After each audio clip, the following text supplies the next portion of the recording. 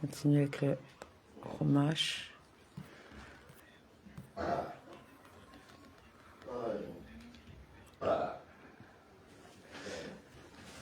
Alors, lundi 28 Tishré, Noach, chapitre 7. L'Éternel dit à Noé, entre toi et toute ta famille dans l'arche, car c'est toi que j'ai reconnu honnête parmi cette génération. C'est toi que j'ai reconnu juste. Il n'est pas dit juste intègre, hein, comme dans Supra 6.9. Cela nous enseigne que l'on ne doit faire en présence d'une personne que l'on veut complimenter qu'une partie de son éloge. On ne fera son éloge tout entier qu'en son absence. Hérovine 18b. Bereshit Rabbah 32.3. De tout quadrupède pur, tu prendras cette couple, le mâle et sa femelle, et ses quadrupèdes non purs, le mâle et sa femelle. De tout animal pur, qui sera pur pour Israël. Nous apprenons que Noach a étudié la Torah. 7 par 7, afin qu'il en offre des sacrifices à sa sortie de l'arche, Bereshit Rabbah 34.9. De même des oiseaux du ciel, respectivement, 7 mâles et femelles pour perpétuer les espèces sur toute la surface de la terre. De même des oiseaux du ciel, le texte parle des oiseaux purs. Ce qui n'est pas précisé ici, c'est clair, parce qu'il est explicité ailleurs. Car encore 7 jours, et je ferai pleuvoir sur la terre pendant 40 jours, et 40 nuits, et j'effacerai de la surface du sol tous les êtres que j'ai créés.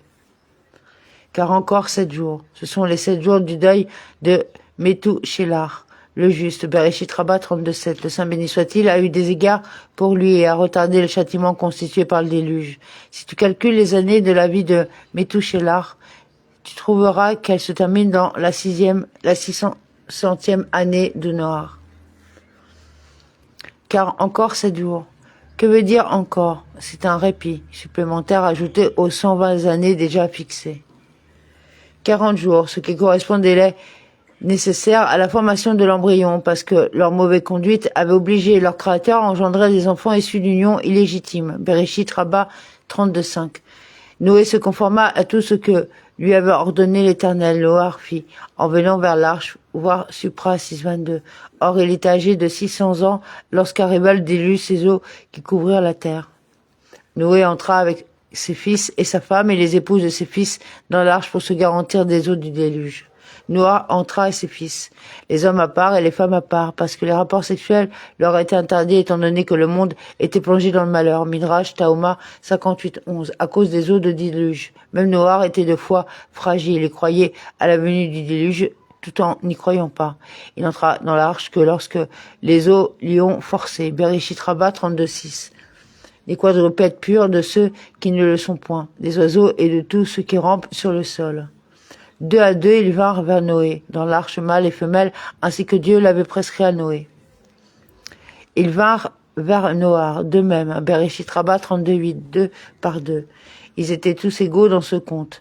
Les espèces les moins nombreuses étaient au moins 2. Au bout des 7 jours, les eaux du déluge étaient sur la terre.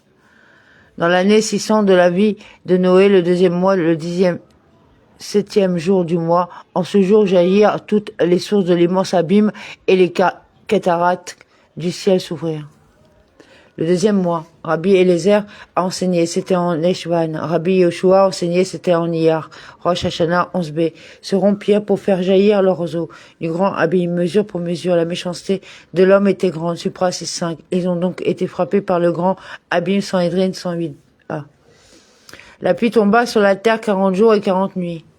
La pluie fut sur la terre. Et plus loin, il est écrit, le déluge fut 40 jours sur la terre, verset 17. C'est parce que lorsqu'il a fait tomber la pluie, il a fait tomber avec miséricorde, afin que dans le cas où il se serait repenti, elle devienne une pluie de bénédiction. Et comme ils ne sont pas repentis, elle est devenue un déluge. 40 jours, le premier jour ne compte pas, puisqu'il manquait la nuit précédente. Il est écrit, en effet, en ce jour-là, se rompirent toutes les sources, verset 11. Les 40 jours se sont donc terminés le 28 Kislev, selon l'opinion de Rabbi Eliezer. Les mois sont en effet comptés dans l'ordre, un mois plein, 30 jours, suivi d'un mois creux, 29 jours. Donc 12 jours en Eshvan et 28 jours en Kislev.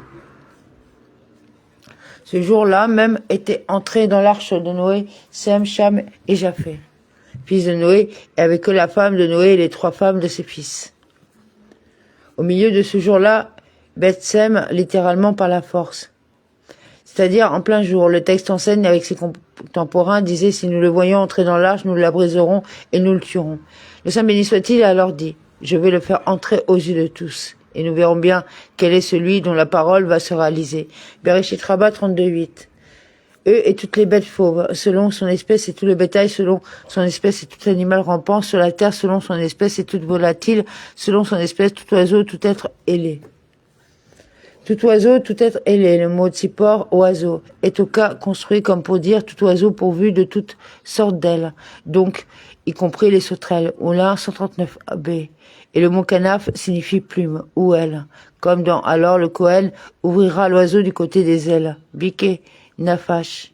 Vaïkra 1,17 de même ici, il s'agit d'oiseaux de toute espèce présentant n'importe quel semblant d'aile. Ils vinrent vers Noé dans l'arche 2 à 2 de toutes les espèces douées du souffle de vie. Ceux qui entrèrent furent le mâle et la femelle de chaque espèce comme Dieu l'avait commandé, alors l'Éternel ferma sur Noé la porte de l'arche. Hachem ferma, Sagar, l'arche sur lui, Baado. Il le protégea afin qu'on ne brise pas l'arche. Il entoura Sagar, l'arche d'ours et de lion qui tuait ceux qui s'approchaient. Bereshit Rabbah 32:8. Et d'après le sens littéral du verset, il ferma sur lui la porte de l'arche pour empêcher l'eau d'y pénétrer. Toutes les fois que le texte emploie le mot Baad, il a le sens de en face de, comme dans car Hachem avait entièrement fermé toute matrice, littéralement posé une fermeture en face de chaque matrice. Infra 20:18. Tu fermeras la porte en face de toi et de tes fils. 2 Melakim 4:4. Po. Iyov 2:4, un bouclier en face de moi. Télim 3:4, priez pour littéralement en face de tes serviteurs. 1 Shmuel 12:19, c'est-à-dire en faveur de tes serviteurs. Amen, amen.